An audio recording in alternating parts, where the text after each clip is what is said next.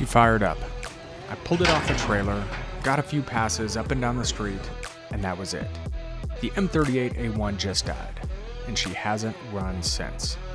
Today, we're going full detective mode. No spark, no idea why. I'm gonna walk you through every single step of how I diagnosed it.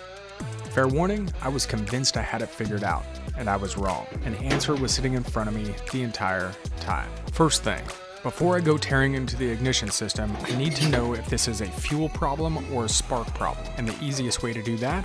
Starting fluid. So I crack open the air cleaner, give it a couple shots of starting fluid, and hit the starter. Nothing. Not even a cough. That tells me fuel likely isn't the issue, or at least it's not the only issue. Before I start replacing parts, I want to confirm the problem. So I pull a plug, ground it to the block, and crank it over.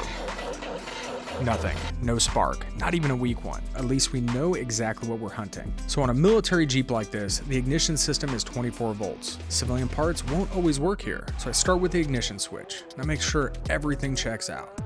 I make sure the wires are seated properly and nothing looks burnt or corroded. Looks good from my end. Then I go straight to the distributor and I test for 24 volt. I'm getting power here, so I know the switch is fine and the wiring looks good. The problem is downstream.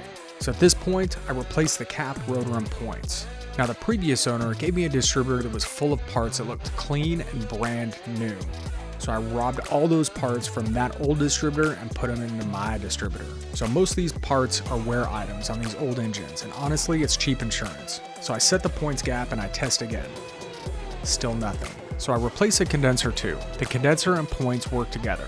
A bad condenser can kill your spark even with perfect points. Still dead. At this point, I'm thinking the condenser was fine and something bigger was wrong. So I move on to the coil. All right, time to pull the coil and put a multimeter on it. There are two tests you want to run. First is primary resistance. So test across the positive and negative terminals. On a 24 volt military coil, you should see somewhere in the range of 3 to 12 ohms depending on the coil. I'm reading 6 to 8 ohms, and that's within range. So the primary winding, it looks okay. The secondary test, which is a secondary to primary, this is where you check between the primary terminal and the center high voltage post. On a good coil, you should see significant resistance, typically in the thousands of ohms. What do I get? Zero ohms. Great Scott! So I believe that's a short.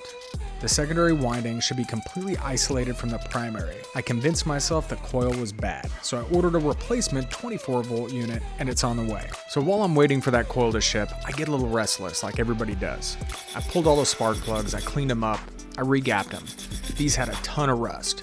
A few were a little wide and one was way under.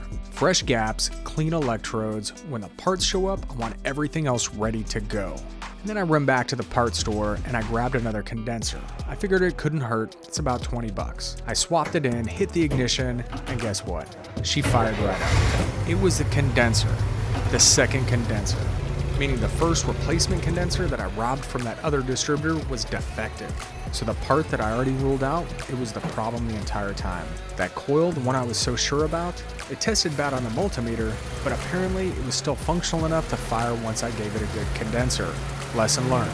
A multimeter reading doesn't always tell the whole story, and a brand new looking part is not always a good part.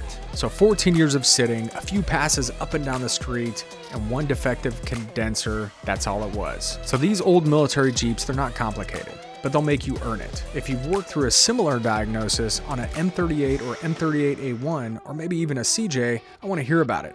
You ever been burned by a defective new part? Because that's what I think happened here. And it sent me down a rabbit hole that ended with a coil on order that I probably didn't need. So go ahead and drop it in the comments. Did I miss a step? Is there something you would have caught sooner? Let me know, genuinely. Because this community knows things that aren't in any manual. So if this helped you out, subscribe. There's a lot more M38A1 content coming as I get this thing sorted out. Until next time, I'll see you in the garage.